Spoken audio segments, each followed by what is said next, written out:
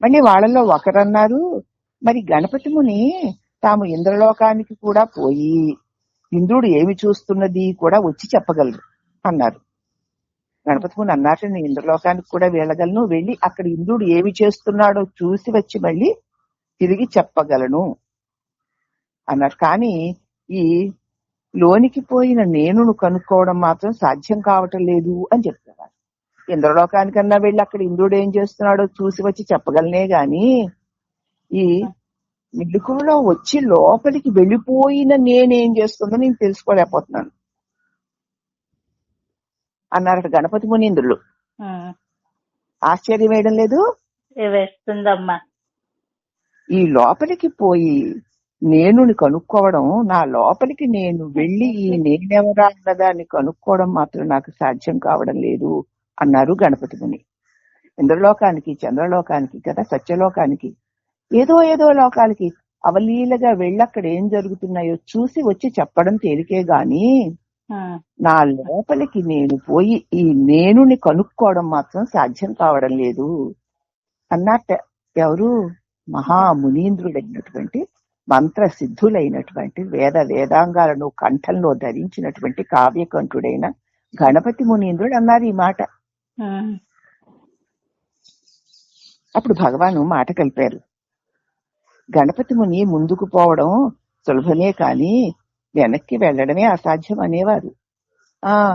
గణపతి ముని ఏమనేవారంటే, వెలి విషయాలలోకి ఇంద్రియాలు వెలుపలికి రావడం ఎంత తేలికో,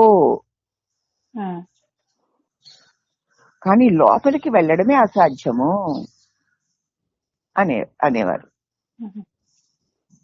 ఎంత దూరమన్నా ఉన్న చోటనే ఉంటారు, వెనుకకు పోదామన్నా ఎక్కడికి? ఈసత్యమే ఈశావాస్య ఉపనిషత్తు మనతో ఇలా చెప్తుంది, ఎంత దూరం నుంచైనా సరే ఉన్న చోటనే ఉంటారు. ఉన్న చోటనే ఉండి ఎక్కడెక్కడివో అన్నిటినీ తెలిసేసుకుంటూ ఉంటాం మనం. అవునమ్మా. వెనక్కి మళ్ళీ ఎక్కడ పోతావు? మళ్ళీ నువ్వు ఎక్కడున్నావో అక్కడే ఉంటావు కదా. అవును, అది నువ్వెక్కడుంటావో అక్కడే ఉంటావు. ఉండి ఉన్న చోట ఉండి ఎక్కడెక్కడో ఎప్పుడెప్పుడో ఏదో అనేసుకుని ఊహించేసి ఆయా దేశాలు, ఆయా ప్రదేశాలు, ఆయా వ్యక్తులతో సంభాషణలు జరిపేసి మళ్ళీ వెనక్కి ఎక్కడ మళ్ళీ ఉన్న చోటికే రావాలి. ఈ సత్యాన్ని ఈశావాస్య ఉపనిషత్ మాత్రం పలికింది. గణపతి ముని ఆసుకవి ఎలా అయ్యాడు అన్న ప్రశ్నకి సమాధానంగా, గణపతి ముని ఆసుకవి అట్లా ఊరికి అలాగా కవిత్వం చెప్పేస్తూ ఉండేవాడు.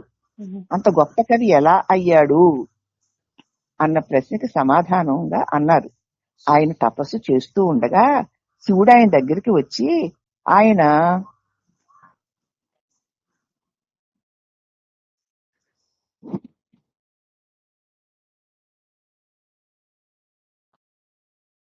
తపస్సు చేస్తూ ఉండగా శివుడు ఆయన దగ్గరికి వచ్చి ఆయనకు పాలనో తేనెనో తాగించారట.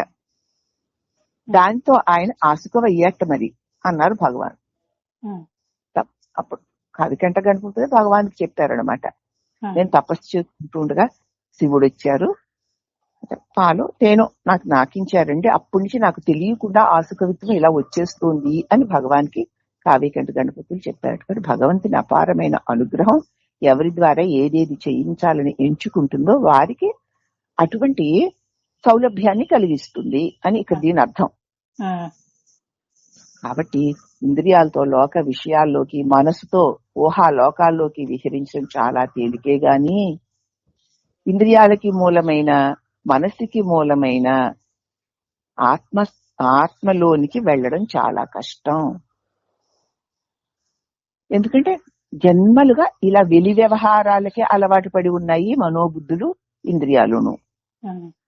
వాటిని నెమ్మదిగా లోపరుచుకొని దీని మూలమేదా, దీనికి ఎవరు కారణం అంటే నేనన్న తలంపే కారణమని భగవాన్ లాంటి వాడు చెప్పిన బోధనలు పట్టుకుని నేను అంటే ఎవరు అని గనక నిలకడగా నిలబడి చూస్తూ ఉండగలిగే స్థిరత్వం కలిగితే తప్ప అంతర్వీక్షణలో ఆత్మానుభవం సాధ్యం కాదు. కాబట్టి ప్రతి సాధకుడు కూడా వెలి విషయాలు ఎంత ఎంత తక్కువగా ఎక్కువ వదిలేస్తూ పోతే, ఎందుకు పట్టించుకుని ఏం చేస్తావు? ఇన్నాళ్ళు పట్టించుకున్నావు లోపలి విషయాలు, లోకం విషయాలు, అలాగే గతాల గురించి ఎన్నోసార్లు తలుచుకున్నావు. అవన్నీ తిరిగి మనసు కూడా ఊరేగి వచ్చింది. కానీ నీకేం ఒరిగింది ఏమీ అని లేదు. తెలుసుకుని దీనికి కారణం, దీని నుంచి తప్పించుకోలేకపోతున్నావు. దీనికి కారణం ఏమిటని చూస్తే, నేను అన్న ఒక తలంపు వల్లనే ఇవన్నీ కలుగుతున్నాయి. ఈ తలంపు నిద్రలో లేదు, ఏవీ లేవు, వెలుగులో వచ్చింది, అన్నీ ఉండి ఇవన్నీ జరగడానికి కారణం ఈ తలంపే. ఇది ఎవరా అని ఆగి స్థిరంగా చూడగలిగే సాధనలో ఎవరికి పటుత్వం కలుగుతుందో వారే తమ నిజస్వరూపాన్ని పొందగలుగుతారు. ఊరికే చెప్పేసి వినేసి ఆహా ఓహో అనేసుకుంటే కుదరదు.